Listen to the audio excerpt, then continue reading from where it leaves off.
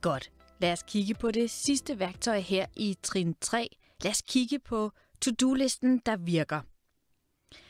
Værktøjet to-do-listen hjælper dig med at planlægge og styre den enkelte dag.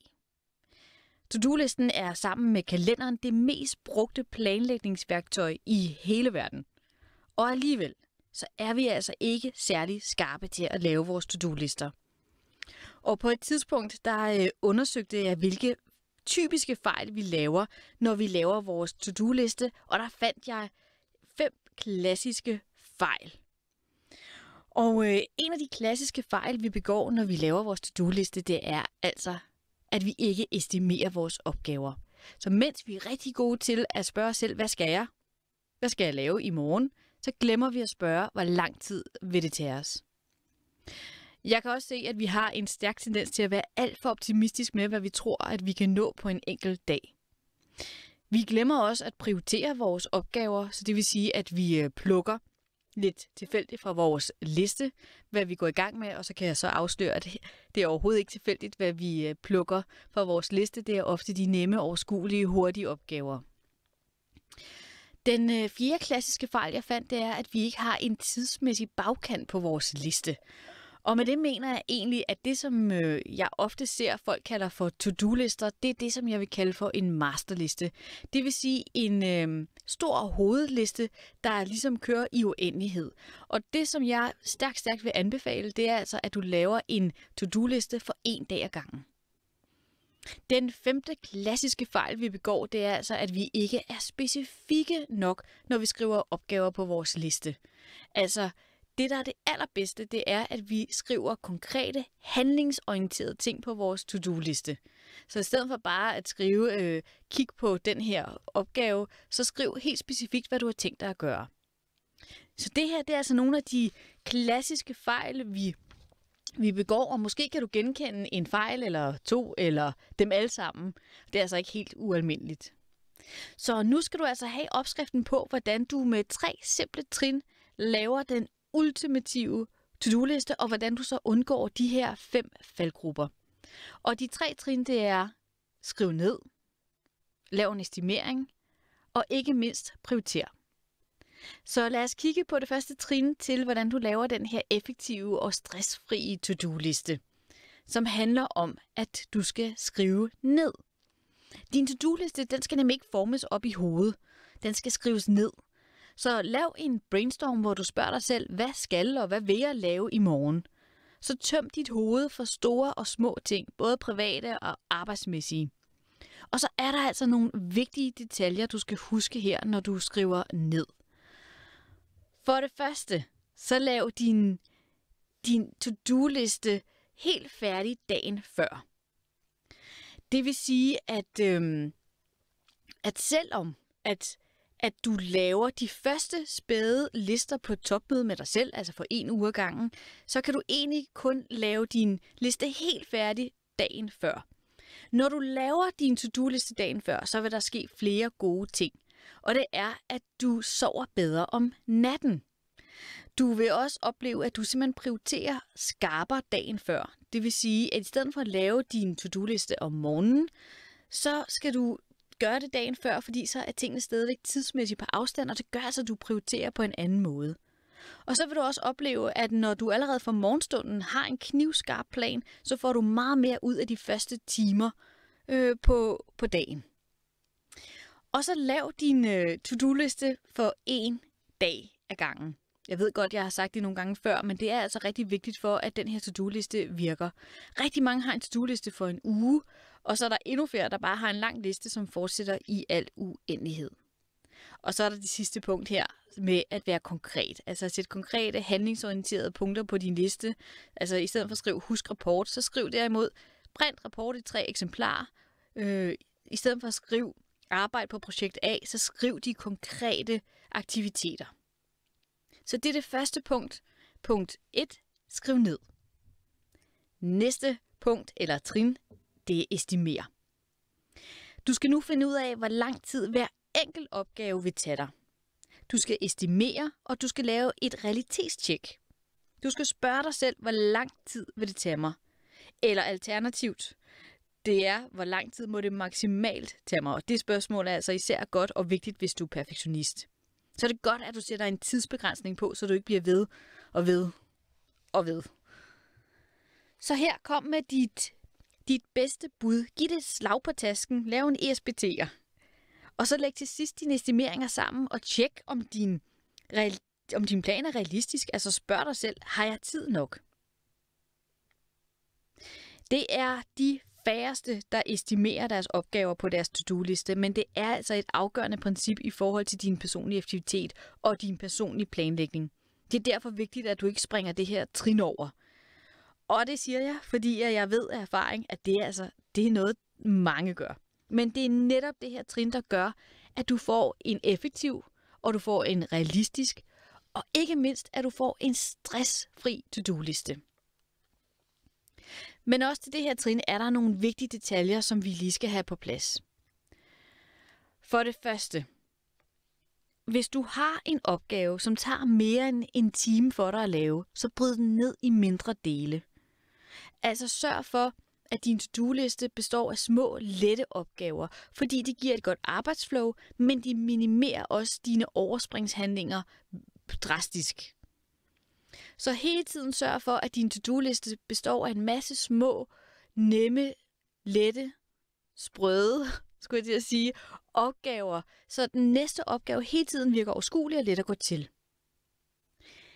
Den anden ting, som er rigtig, rigtig vigtig, handler om, at du maks planlægger 60% af din tid.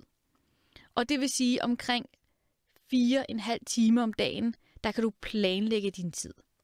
Fordi omkring 40% af din arbejdsdag vil gå med afbrydelser, det vil gå med uforudsete ting, det vil gå med pauser, det vil gå med frokost. Så tag højde for det i din planlægning. En ting, der dog er vigtigt, det er lige, at du undersøger, om de 60% passer på dig. Fordi måske har du et job, hvor du kun kan planlægge 40% af din tid. Fordi en meget stor del af jobbet består af, at du tager dig af uforudsete ting, og der kommer mange afbrydelser. Det gælder rigtig mange blækspruttefunktioner, altså hvis du for eksempel er sekretær. Men det kan også være, hvis du er leder. At den procent egentlig er lavere. Det kommer helt an på, hvor meget du har, der kommer udefra. Men regn med, at i hvert fald 40% af din tid som minimum går med andre ting. Lad os kigge på det tredje trin, som så handler om at prioritere. Så nu skal du have en helt konkret rækkefølge på din to-do-liste. Du skal prioritere hver enkelt opgave på din liste og finde ud af, hvad er ligesom de vigtigste opgaver i morgen. Og du kan sagtens bruge kvadranterne til at prioritere efter K1 og K2. Men jeg vil også gerne vise dig en anden måde, du kan prioritere ud fra. Og det er via de her 5 bogstaver. A, B, C, D, E. Og vi starter egentlig nedefra. Vi starter med at kigge på de opgaver, som du kan slette. Og det kan måske lyde som en underlig ting, fordi nej, hvis jeg kunne slette dem, så stod de jo ikke på min liste. Men rigtig tit, så putter vi lidt for ukritisk ting på vores to-do-liste. Så her er der lige en mulighed for at kigge på, er der nogen af de her ting, som jeg helt kan slette? Hvad vil konsekvensen være, hvis jeg slettede den her opgave på min to-do-liste? Og hvis der ikke er en konsekvens, eller den er meget lille, så slet opgaven. Det næste, du skal prøve at kigge efter, det er, om der er noget på din to-do-liste, som du kan uddelegere til en anden. Og det behøver ikke nødvendigvis at være en hele opgaven, det kan måske også bare være en del af en opgave. Er der noget, du kan uddelegere til en anden? For uddelegering, det er den hurtigste genvej til mere tid. Så hver gang du sletter noget, og hver gang du uddelegerer noget til en anden, så henter du vigtig tid, som du kan bruge på dine A, B eller C-opgaver. Dine C-opgaver, det er alt det, der vil være rart at lave. Det vil sige, det har ikke en særlig stor konsekvens, hvis du ikke lige når det i dag, men stadigvæk, det vil være rart at få krydset af på listen. Så er der B, de ting, som du bør lave. Og så er der alle dine A-opgaver. Altså det er det, som der er absolut vigtigst. Den gyldne regel er, at når du har lavet den her prioritering, så tager du ikke fat på din B-opgaver, før du har løst alle dine A-opgaver. Og du kigger ikke på dine C-opgaver, før du har streget alle B-opgaver fra din liste. Så hold dig til din prioritering. Og det kan altså godt være en lille smule fristende lige at gå ned og tage en lille nem C-opgave først på dagen, fordi så er du ligesom i gang. Men pas på, lige pludselig har du brugt det meste af din arbejdsdag på små, ubetydelige C-opgaver. Så hold dig til din prioritering. Til sidst kan du vælge at sætte dine opgaver i en tidsmæssig rækkefølge. Det kan nemlig godt være, at dine vigtigste opgaver, altså at din A1'er, er et møde klokken 15. Så selvom det er det vigtigste, du skal lave den dag, så er du nødt til at lave nogle andre ting, før du kan strege den fra din liste. Fordi når du har lavet dine bogstaver, altså inddelt dine opgaver i de her A-opgaver, B-opgaver, C-opgaver, så hvis du gerne vil være knivskarp, så laver du også en prioritering inden for det enkelte bogstav. Det vil sige, at din vigtigste opgave, det er din A1'er. Og så kommer A2 og A3. Og det samme gør du med B, altså B1, B2. Altså sådan, så du har en helt klar rækkefølge af dine ting. Ligesom du har valgt et format til din masterliste, så skal du altså også vælge et format til din to-do-liste. Du skal med andre ord beslutte, om din to-do-liste skal være på papir eller være på computeren, om den skal være i Word, Outlook eller måske Todoist. Så hvad tænker du, at der vil være det mest oplagte format til din daglige to-do-liste? Og jeg vil gerne lige give dig nogle eksempler her på falderebet. Nogle forskellige eksempler på forskellige formater, altså hvor forskellige man kan lave en to-do-liste. Og lad os kigge på det første. Det her, det er en to-do-liste, som er lavet på et stykke papir. Det kunne også være i Word. Men det er en to-do-liste, som er inddelt i før og efter frokost. Så det er også en mulighed. Og det kan især være interessant, hvis du ved, at du har allermest energi om formiddagen, at du lægger bestemte typer af opgaver der. Men her har du skrevet ned, og du har estimeret, og du har prioriteret, og så har du puttet det ind i før og efter frokost. Så det er en måde at gøre det på. En helt anden måde at gøre det på, det er at bruge et mindmap. Så hvis det giver god mening for dig at tegne dig ud af det, altså lave en to-do-liste som mindmap, så det er også en mulighed. Hvis du er helt tosset med post-its, så må du også meget gerne bruge post-its, og det har jeg faktisk oplevet, at der er rigtig mange, der gør. Altså, at hver eneste opgave får sin helt egen post-it. Der står et tidsestimat på, og der står også en prioritering på. Og så skulle det give en kæmpe nydelse at tage den enkelte post-it, krølle den sammen og smide den ud. Så det er altså også en måde at gøre det på. Og så vil jeg her som det sidste invitere dig ind i min to-do-list en gang til. Jeg vil vise dig, hvordan jeg har lavet min to-do-liste. Det er den, du ser her. Og det, der er inde i den røde cirkel, det er, at jeg har oprettet et punkt for hver dag. Så jeg har en liste for mandag, tirsdag, onsdag, torsdag, fredag, lørdag, søndag. Og til højre af skærmen, der kan du se de opgaver, som jeg har skrevet ind under mandag. Det, der kan være godt ved det her format, ved både at have din masterliste og din to-do-liste i det format, der hedder Todoist, det er, at det er rigtig nemt at flytte rundt på opgaver. Det vil sige, det er nemt at flytte en opgave fra masterlisten op til to-do-listen, og nogle gange kan der også ske det, at du ikke når det, der står på din to-do-liste, at en opgave simpelthen må ryge tilbage på din masterliste. Og det er altså et nemt og simpelt format. Men det